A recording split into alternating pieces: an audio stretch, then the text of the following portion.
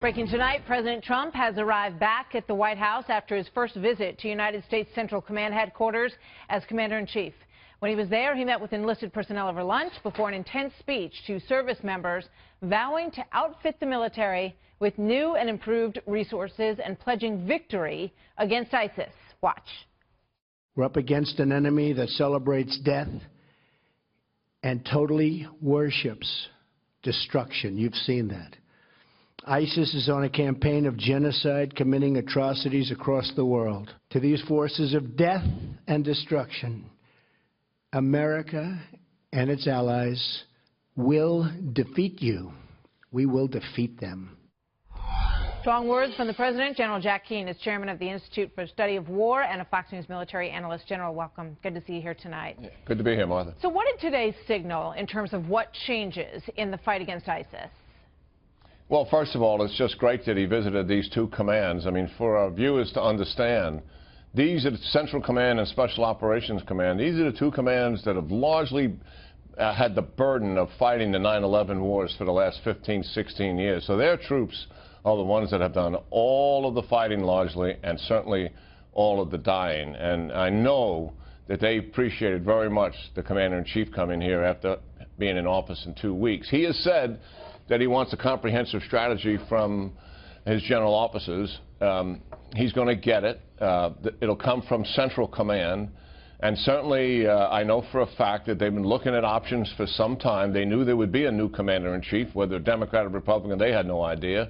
But they knew they would have to present some options for change from what is currently being executed. So I think what we'll see is what the president wants. He's been very clear. Urgency. We're going to get this thing done. We're going to get it done quick. And he's willing to put the resources on it to get it done. So I think that'll be a change from what we've done in the past. You touch on something that is so important, and you heard the cheers in the room. They are feeling as if someone is listening to them, and that the mission that they have been given long ago, that in many ways people believe they have been stymied. And you look at the fact that you had 3 secretaries of defense under President Obama who left that position and criticized him openly in books that they wrote, saying that he wasn't listening to the military and that he wasn't doing what needed to be done to defeat ISIS. So this is a whole new ball game, is it not? Oh, yeah, absolutely. And they know that.